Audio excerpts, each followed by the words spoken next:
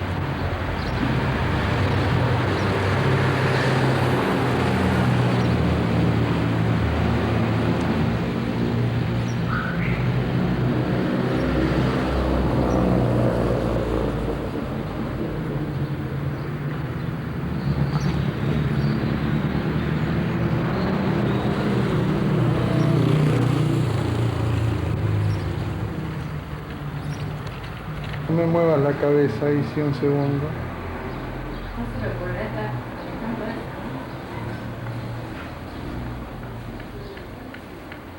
Pásame un modo M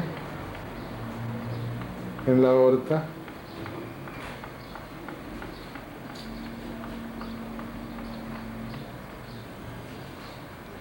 Enter.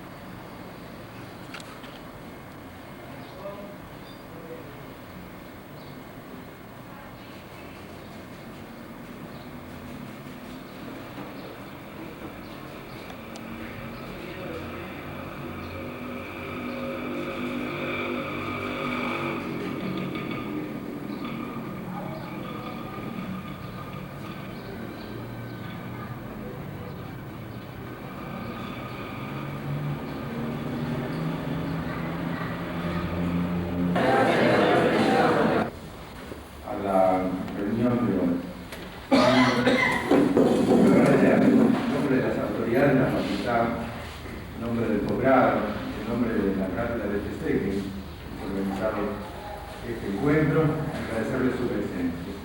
Pero muy especialmente quiero agradecer la presencia de los doctores Julio Pinocchi, Eduardo Ragozzi y Ciro Robet, que tan gentilmente han colaborado para que se posibilitado que este evento se lleve a cabo. El tema también se enmarca en lo que son los 10 años de la creación de la Facultad de Psicología. Esta facultad se comenzó a gestar como tal en el año 84 con el advenimiento de la democracia. Es decir, antes de la carrera de Psicología, no hay que olvidar que estuvo a punto de desaparecer junto con la antropología y otras humanidades. Recordar esto es porque implica preguntarse por qué podía haber llegado a haber sucedido eso. Una posible respuesta es que todo aquello que significa preguntarse, interrogarse acerca del hombre es problemático, incómodo. Desde esa perspectiva, la historia nos muestra. Copérnico, Galileo, Darwin, Freud mismo hicieron preguntas incómodas. Y ahora está recorrido para llegar a una cierta justificación de lo que es el tema ético Creemos que el tema es un tema que incomoda. Preguntarnos si somos una máquina o tenemos algo que ver con una máquina, naturalmente sentimos una resistencia. Personalmente me resisto a pensarlo. Pero justamente la idea es que ahí donde nos resistimos es probablemente porque hay algo interesante a profundizar. Hay algo que puede ser fructífero. Eso nos dará la historia. Muy bien, entonces en esa justificación de este tema elegido, creo que el mejor honor o el mejor homenaje que podemos hacer a la Facultad de Psicología es hacer preguntas que sean incomodantes. Como por ejemplo, ¿qué relación hay entre el hombre y una máquina? Muy bien. Los dejo ahora con los expositores.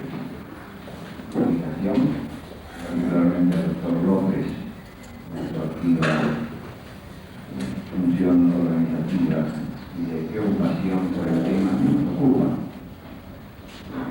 A mí me han encargado hacer algo que es difícil hacerlo en el plazo de 30 minutos que tenemos asignado, y es tratar de trazar un panorama de algunos desarrollos contemporáneos que tienen que ver con la psicología, que tienen que ver con las facultades cognitivas de los seres humanos, que constituyen algo así como una especie de desarrollo, podríamos decir, de punta en distintas disciplinas, parte del problema que quiero presentar.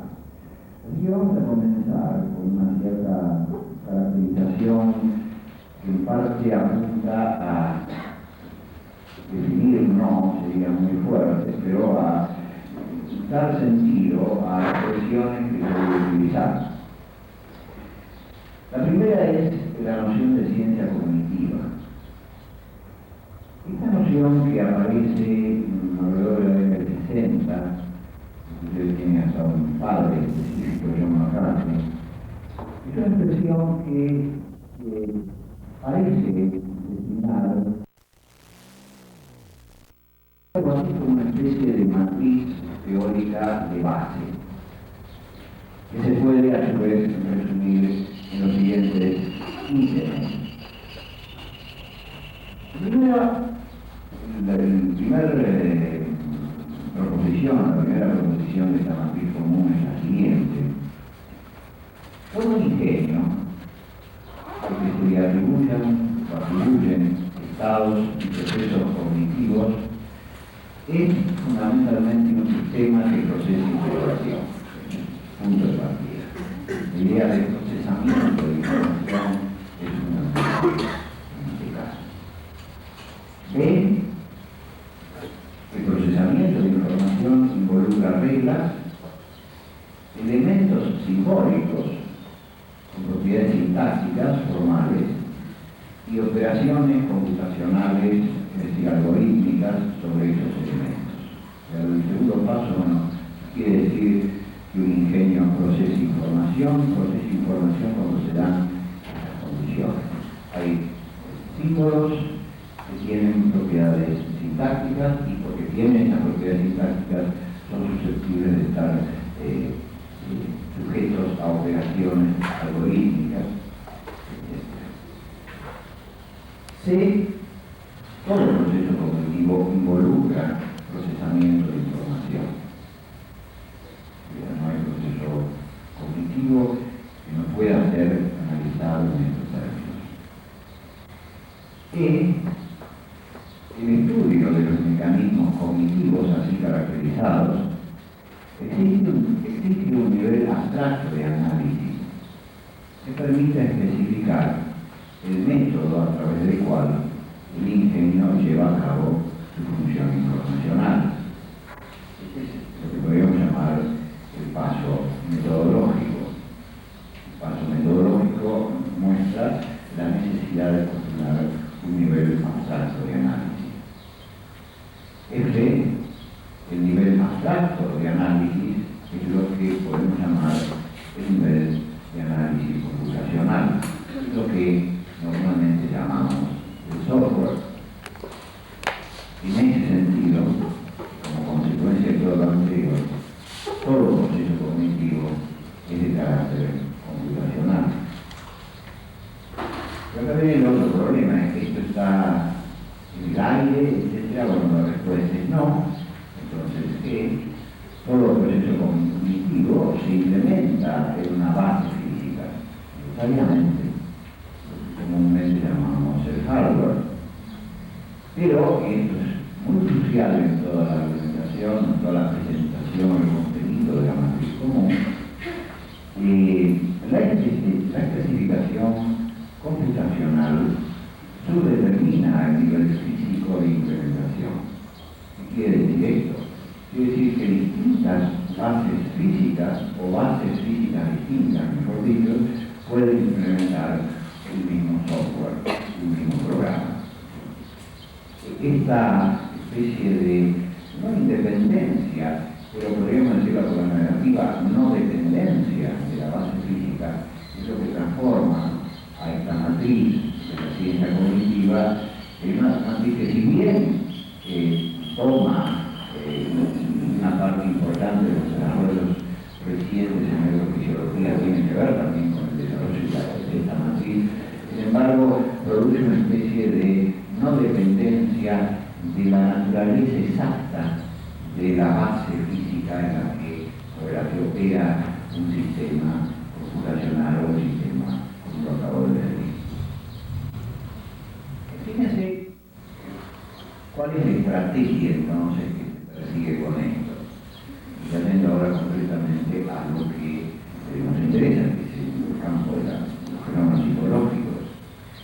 A ver, nosotros normalmente utilizamos un nivel de descripción que nos permite explicar, nos permite predecir la existencia de fenómenos psicológicos. Es un punto que yo voy a tocar más adelante, que es lo que en la terminología más reciente se llama la psicología de sentido común, traducción de Fall Psychology, y hay varios otros nombres similares. Al comienzo de este acto se nos hizo el desafío de opinar acerca de si el paralelo mente-máquina es una identidad o no, si se trata de cosas distintas o quizás de una identidad parcial. Hay cierto consenso entre los estudiosos de la inteligencia artificial de que, si bien al principio había esperanzas de que este paralelismo se transformara en identidad, poco a poco ha venido a darse un paulatino escepticismo respecto de este problema. Cosa curiosa, porque al mismo tiempo que los recursos técnicos y los hallazgos aumentaban, había más precaución en no hacer identificaciones apresuradas. Quizá uno debiera comenzar por reconocer que la inteligencia artificial es un fenómeno peculiar, que eso sí, lo que ahí se revisa tiene mucha semejanza en algunos aspectos a lo que los hombres hacemos, pero no todo lo que los hombres hacemos está replicado en la actualidad por las máquinas, por lo cual podría haber, quizás después me refiero a esta posibilidad, y está un poco ligado al tema de la locación de la conciencia, respecto al cual hablaba recién Rabossi. Las máquinas han conseguido reproducir una cantidad enorme de cosas que nosotros hacemos, y yo creo que, partidarios o no de la identidad o meramente de un cierto paralelismo, vale la pena tener en cuenta lo que las máquinas son capaces de hacer o lo que plantean como problema precisamente por lo que hacen. Rabossi, para trazar su cuadro, quiero mencionar algunos puntos que me parecen interesantes. El primer problema que hay, yo soy bastante simpatizante, no totalmente, pero mucho de la escuela filosófica analítica inglesa, y me parece que cuando se plantean ciertos problemas, uno tiene que comenzar por preguntarse qué significan las palabras que está empleando para formular el problema. Y uno tendría que comenzar acá por preguntarse qué quiere decir inteligencia, porque recién después podríamos ver qué es eso de inteligencia natural o inteligencia artificial. Y tengo la impresión que esta es una palabra no fácil de contestar y que no ha sido contestada. Como ustedes saben, existen cientos de test y de baterías de test para la inteligencia. Se conoce realmente muchas maneras de acceder al fenómeno de la inteligencia, pero cada uno de estos test en general está, por así decir, contrastando propiedades diferentes. Y de hecho, si uno examina lo que se está contrastando, lo que se está tratando de averiguar, uno puede darse cuenta que no hay una sola cosa que se llame inteligencia, y cualquier definición rigurosa que se dé inmediatamente se transforma en sesgada o muy parcial. Las investigaciones acerca de si, considerando los análisis estadísticos que se han hecho como resultado de distintos test y de baterías de test, habría algo común. Lo único que se ha encontrado, como ustedes saben, es el famoso factor G de Sperman, y en realidad, primero, nadie ha hecho una teoría acerca de semejante término teórico, y en segundo lugar, parece ser prácticamente un desconocido, salvo el hecho de que se asoma como una posible constante en diferentes tests. Por lo cual, no voy a ocuparme en realidad del aspecto inteligencia, voy a tomar simplemente como un hecho que hay algo que se llama la inteligencia artificial como actividad de cierto tipo de comunidades científicas, pero eso sí, me parece que vale la pena llamar la atención acerca de algunos sorprendentes resultados que se han conseguido en ese tipo de investigaciones y cómo esto puede influir de alguna manera, ya sea concordante o ya sea para marcar una diferencia, en este conjunto de ciencias que llamamos unitariamente psicología.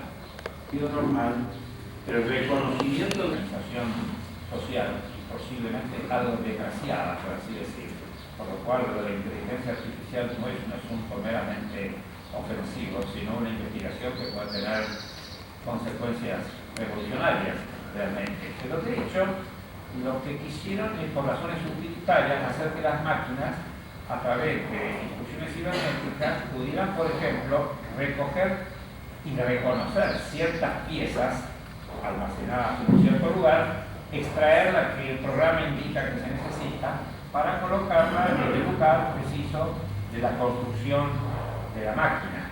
Pues bien, los expertos en inteligencia artificial descubrieron un hecho muy interesante, y es que es enormemente más dificultoso programar eso de las programaciones para que se reescriban libros de matemática o de lógica.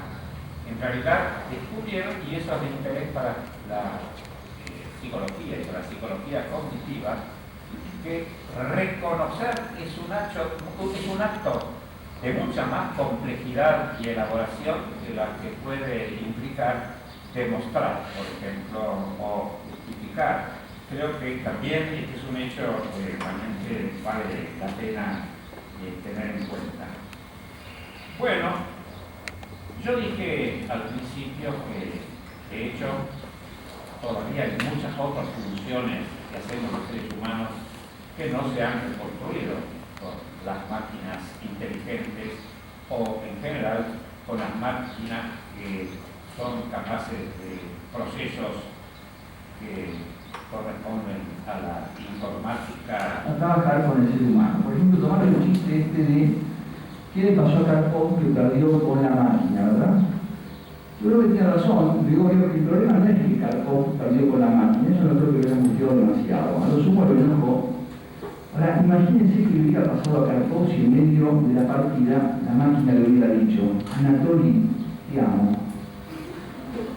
Ahí sí la cosa hubiera sido complicada. Porque sujetos que amen a la máquina ya hay. Ese ya no es un problema, eso ya existe. Pero que una máquina pueda decirle a alguien: te amo. Supóngase que el odio que esa máquina que te estaba dando le hubiera dicho: usted te amo. ¿Usted hubiera seguido tan indiferente? Seguramente no. Si hubiera dicho: yo hubiera tenido un problema él. Ya ahí hubiera tenido un problema él. Porque puede no amarla, pero dejarla que se ahogue es otra cosa. Tengo amistad.